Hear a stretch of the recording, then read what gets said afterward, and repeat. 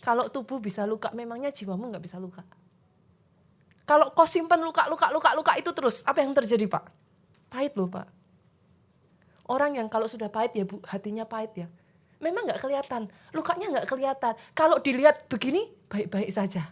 Saudara nggak akan bisa melihat, kalau saudara hanya lihat dari penampilannya. Everything looks okay. Saudara ketemu dan everything seems okay. They dress nice. They smile at you. Mereka tertawa, mereka tersenyum, saudaraku. Tapi dengar baik, orang kalau jiwanya luka, ada tanda-tandanya. Gak bisa ditipu. Engkau yang harusnya bisa lari, kau terikat. Kalau itu saudara teruskan lagi. Tadinya cuma luka, Bu. Kita belajar minggu pertama tentang luka. Diteruskan, jadinya pahit. Diteruskan lagi yang terjadi apa? Pernah gak ada dalam keadaan putus asa, saudara? Itu kalau diteruskan, saudara. Luka yang sudah jadi pahit sampai di titik tertentu, orang-orang jadi apatis. Jangan masuk ke gereja dan saudara berharap saudara gak pernah sakit hati. Karena kadangkala sakit itu diizinkan Tuhan untuk membentuk saudara. If you do not run away, kalau saudara gak lari dari itu, saudara akan dipakai jadi bejana yang indah, mempermuliakan namanya Tuhan. Kalau saudara gak mau dibanting, ketika mau dimakan rasanya keras. Pernah makan buah masih mentah? Enak enggak? Enggak enak. Buah yang sudah enak, saudaraku, itu kalau sudah matang. Buah matang itu bonyok, saudara. Yang mengerti katakan amin. Kadang dibutuhkan kita ini diproses Tuhan sampai di titik itu, saudaraku.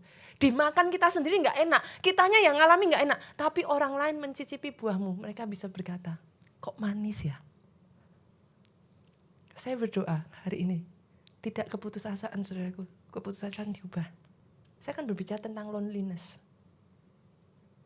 How to overcome loneliness. Bedakan antara kesepian, Pak, dengan sendirian. Kesendirian itu adalah state of body, saudaraku. Sendirian itu keberadaan di mana memang secara tubuh tidak ada orang lain bersama kita. Yang mengerti katakan amin.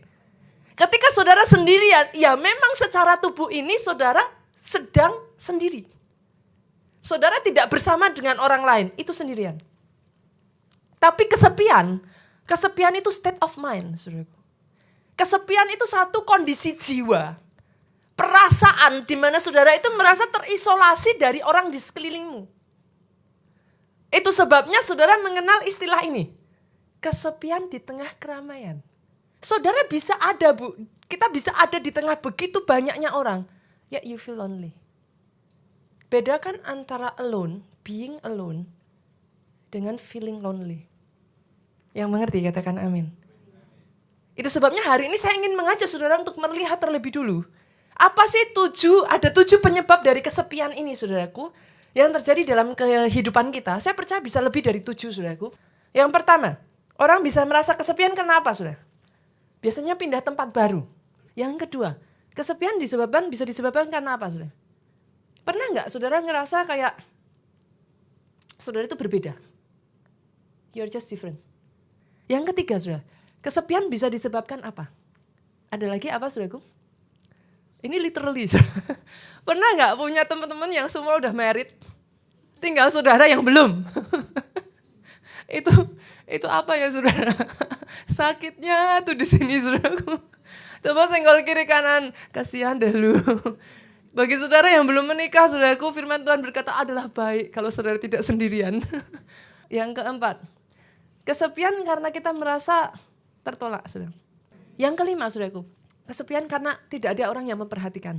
Kan yang berikutnya, yang keenam. Yang keenam, kesepian karena tidak bisa percaya kepada teman-teman. Yang ketujuh, saudara, yang terakhir.